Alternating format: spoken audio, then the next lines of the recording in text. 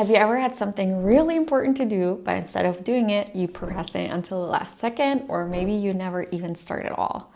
Or maybe you finally started working towards that goal, but then out of nowhere, you stop trying. It's like no matter what, you always find a way to mess up your own success. And that's called ADHD self-sabotage. And if you have ADHD, it's not just bad habits, it's literally how your brain is wired. But the good news is that once you understand why this is happening, you can finally break that cycle and set yourself up for success. So let's talk about it.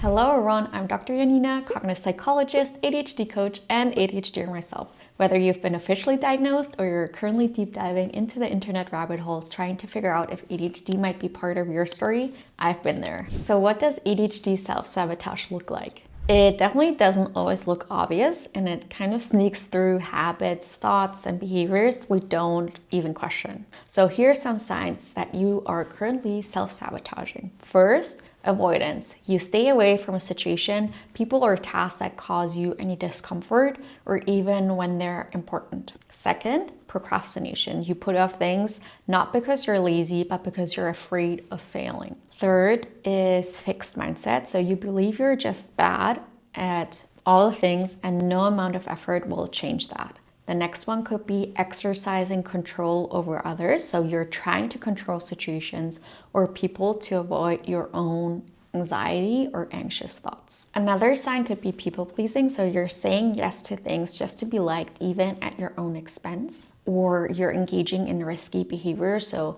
substance use, impulsive spending, or overeating, or other self-harming actions. Another sign is the compare and despair thinking. So you look at what others are doing and feel like you will never measure up. And lastly, perfectionism. You refuse to start unless it's perfect, which just leads to even more avoidance. If that sounds familiar, don't worry, you're not alone. In ADHD self-sabotage isn't a personality flaw. It's about how your brain processes motivation, fear, and also expectations. So why do we ADHDers keep self-sabotaging ourselves even when we want to succeed? And it comes down to a few key struggles. The first one is our ADHD and dopamine dysfunction. So our ADHD brains don't produce dopamine efficiently, and dopamine is the chemical that helps us feel motivated or rewarded, and without enough of it, even important things feel boring or just overwhelming. So we put them off or just avoid them completely. Another reason is our fear of failure and fear of success. So we're afraid of failing because ADHD makes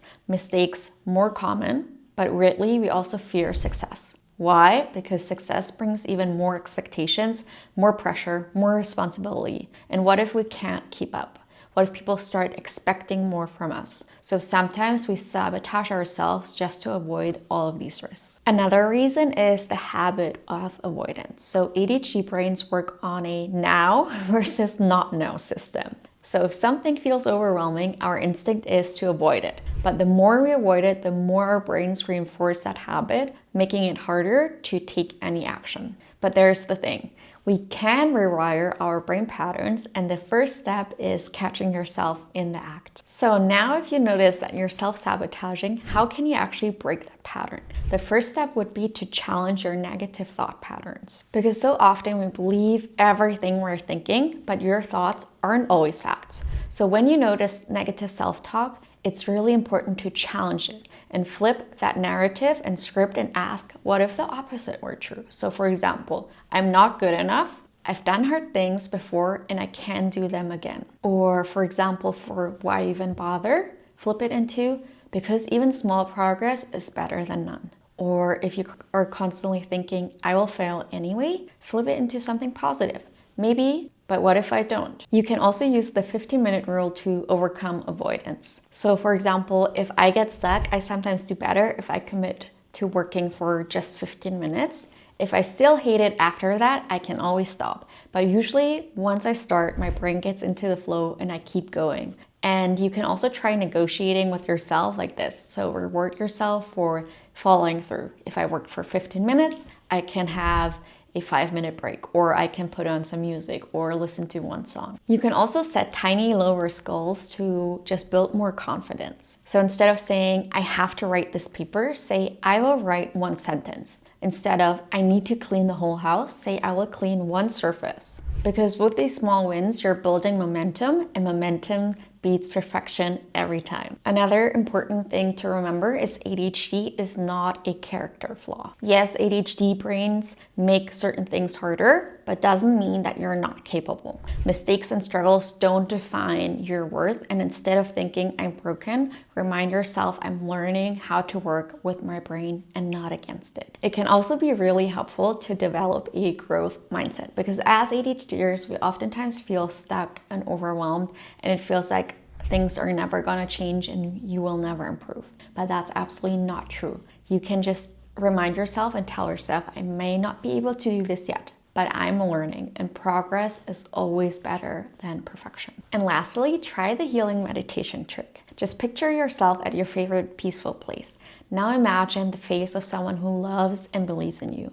What encouraging words would they say to you? Write those words down and repeat them when you need motivation or when you're feeling stuck. Because your brain believes whatever it hears most often, so feeding it with kindness, not criticism, is so important. The self-sabotage is definitely a real struggle for us ADHDers, but it's definitely not a life sentence. And the more you understand your patterns, the more power you can have to change them. So which of these strategies are you gonna try first? You can just drop a comment below. And if you found this video helpful, don't forget to like, subscribe, and share, because more ADHDers need to hear this. Thank you all for watching, and I will see you next week. Bye!